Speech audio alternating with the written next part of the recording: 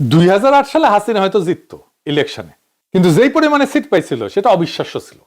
হাসিনার দল একাই 230টা আসন পাইছিল, আর জোট মানে জাতীয় পার্টিটাটি নিয়ে 263টা আসন পাইছিল, মানে বিশাল মেজরিটি। এই যে সিট পাওয়ায় দেওয়া, বেশি সিট পাওয়ায় দেওয়া, প্রত্যাশার চেয়ে বেশি সিট পাওয়া দেওয়া, এটাই সিভিল মিলিটারি ব্যুরোক্রেসির ডিপ স্টেটের মোডাস অপারেন্ডি। এইভাবে কাজ করে তারা পাওয়ায় দেয়। তারা ইলেকশনটাকে এমন ভাবে ইঞ্জিনিয়ারিং করে যে তারা যাকে ফেভার করবে সে বিশাল মেজরিটি পাবে। বিএনপি যে পার্সেন্টেজে কম ভোট পাইছিল 2008 সালে তা কিন্তু না, কিন্তু সিট পাইল না, কারণ একটা গ্র্যান্ড ডিজাইন হয়ে গেছিল। সিভিল মিলিটারি ব্যুরোক্রেসির সাথে ছিল নির্বাচন কমিশন, এই শাখাওয়াতি ছিল সেই নির্বাচন কমিশনার একজন। সে নির্বাচন কমিশন আসনগুলোর সীমানা পুনর্নির্ধারণ করলো, এমন ভাবে করলো যেখানে আসলে নতুন আসনগুলোতে বিএনপি কম সিট পায়।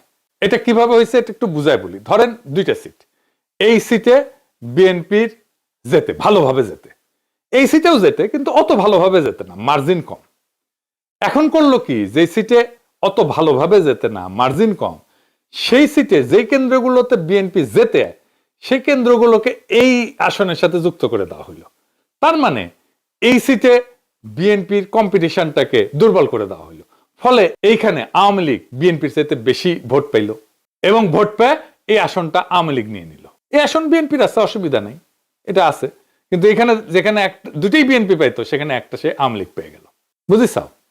এইভাবে আসনগুলোর সীমানা পুনর্নির্ধারণ করে সে নিশ্চিত করছে যেন বিএনপির কনফার্ম সিটগুলোর মধ্যে কিছু কিছু বিএনপি হারায় ফেলে। তারপরে বিএনপিকে ক্যাম্পেইনই করতে দেয়নি। বিএনপির কর্মী যারা ইলেকশনের জন্য ক্রুশিয়াল হইতে পারে, তাদের ইলেকশনের আগে ক্রস ফায়ারে দেওয়া হয়েছে। হ্যাঁ, ক্রস ফায়ারে দেওয়া হয়েছে, মানে করছি না। কি স্টিম লোয়ার চালানো হয়েছিল বিএনপির উপরে সেই সময়, সেটা আজকালকার বিএনপি নেতা কর্মীরা হয়তো জানেন না।